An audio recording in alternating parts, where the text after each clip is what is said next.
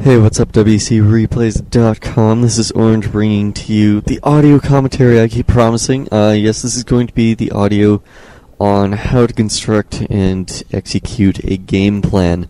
So, get the game versus MSY reset paused at the 45-second mark. I've decided to do that one first, obviously, because it looks better on the front page. Just kidding. But, yes, this isn't actually a look who I beat replay. I'm just going to say I got pretty lucky a couple times, and he's probably the better player. But yeah, this one's just it just works well with the theme that I'm going to go with in this audio, which is, you know, constructing and executing a game plan. And basically, I've come up with a couple basics. And the first one is, you always have to ask yourself, like, at the loading screen, like, what are you going to do to win? Like, what are you going to do to gain some sort of advantage? Like, what are and what aren't your options in this game? So, as you can see, I'm versus a very good elf, and I'm orc, and obviously I have the color imbalance, but that's not the point. At this point in time, I've actually already decided what I'm going to do. I decided pretty early on. As I said, I am a random player, so picking a race actually makes it a lot easier for me because I can actually figure things out a little quicker. Because, you know, I can see the loading screen. So basically, at this point in time, I'm just going, okay, well, I know what my options are, and I've already picked out one of my options, but at this point I'm figuring out, okay, what am I going to do with this option in mind to gain an advantage? And I know what I can and can't do with particular strategies. So understanding the game is actually pretty important to being able to construct a game plan and to execute it at all times. And you also have to realize that when you're actually figuring out what you're going to do that whole game, and how you're going to do it, and when you're going to do it, and all this other stuff, is that it has to be able to change. Like, you can't, if you do a do-or-die strategy, it is do or die. It's either going to work or it's going to fail miserably. And really, that's the one thing you have to keep in mind with picking certain strategies, is if you're going to, like, dual crypt ghoul rush without a tech, then you've limited yourself pretty quickly there. So a lot of people will actually do some sort of risky strategy at the beginning, like possibly a dual crypt ghoul rush to a tech, and then pump out a whole bunch of gargs or something. But you have to realize that they do this because they've gained an advantage with one thing, so that they can press an advantage with another thing. And yeah, that kind of didn't make sense, but I'll get into that a little later. So let's get this replay unpaused in 3, 2, 1, unpause. 46, 47, alright. So basically in this game I've already decided, okay, I'm actually going to go Farseer and Demo Tower Rush, and I'm going to try and work it that way. Obviously I'm going to go with the Shadow Hunter second, not only because of his mana pool and the fact that I can use Hex and Wards, but also because of the fact that I really don't like Demo Tower pushing on this map with the Tauren Chieftain, because even if they do switch to bears or something, then you actually have a backup plan with the Shadow Hunter, because he's a lot more effective against bears than a Tauren Chieftain is. So, yeah, that was my thinking there. Right now I'm just doing standard build order. I'm not actually scouting because I just assume he's going to be going archers. Yes, assumptions are a bad thing, but in this case it was a pretty safe assumption. I've actually seen a couple games of his, so I just figured he wouldn't switch it up and go with hunts on this map, especially when you can AoW creep so much more effectively and that archer's a little better.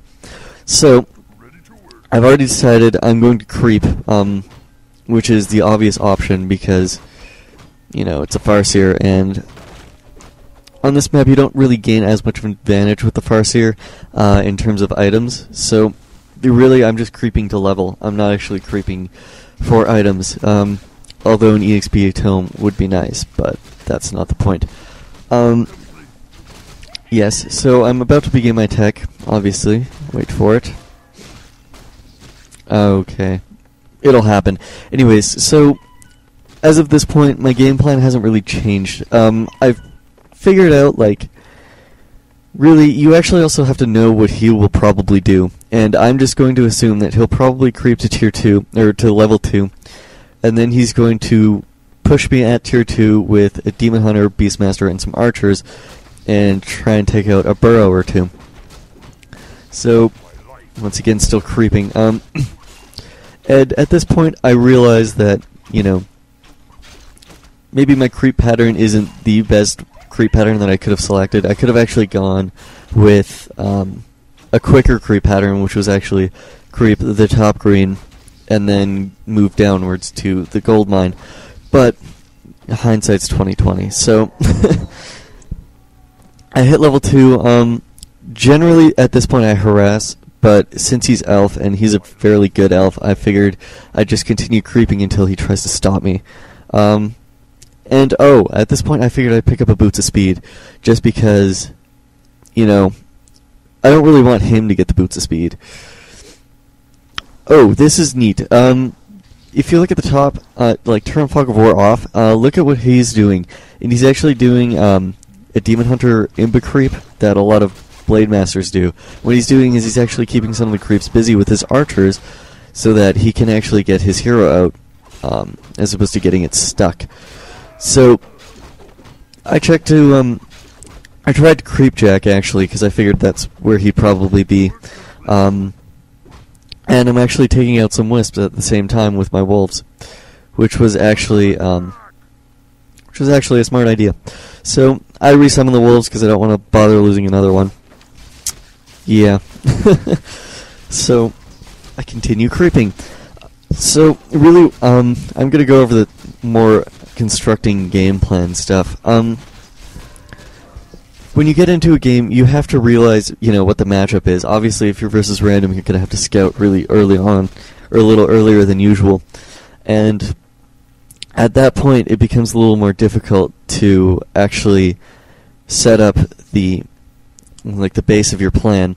Oh, this is where I get pretty lucky. I believe I get the Boots of Speed. He sells a Wand of Mana Stealing. Oh no, he gets the boots. But I trap him in, so I kind of gained a little more out of that. Of course, he staffs out because he had the foresight. But, whatever. He's actually staffed to a really smart spot where he can actually pick up his Tavern Hero and push my burrows. Anyways, as I was saying, generally, when you're setting up a game plan, you have to set up an early, mid, and late game plan along with this, unless, once again, you're doing a do-or-die strategy, which is the only real time that you'd actually change anything up in terms of creating the game plan. Like, you have to realize that early, mid, and late game are pretty flexible in terms of timing. Like, mid-game, it's not just push at tier 2 and take out some tier 2 buildings. Yeah, that's what a lot of people do, but that's not the only time you can push. Obviously, he's picked a good time to push, and he's taken out my tier 2 buildings. But you have to remember that when you're timing things, that's not necessarily the timing you're going for. Yeah, he gets the second burrow. I didn't TP because I didn't want to. Yeah. That's my reasoning behind that. So I get a couple archer kills here. I didn't really manage this very well, but I believe I get 2 archer kills out of it. Anyways, yes, as I was saying, the tier 2 buildings isn't always the best time to push, like especially against undead, because their tier 2 buildings actually have a whole bunch of frost towers around them, so it becomes a little difficult to actually push them. And you'll notice that I'm not pushing his tier 2 buildings, and I didn't really make an attempt to. Oh, I get pretty lucky here. He goes for the staff out, and I get a hex off like the millisecond before he gets out. So that was pretty lucky. You'll notice I say it was lucky. Yeah. Anyways, So you'll notice I didn't make any real attempt to push his tier 2 buildings. Yes, I am going in, but I'm only pushing because I just killed his demon hunter, and it was at level 2, so it's going to be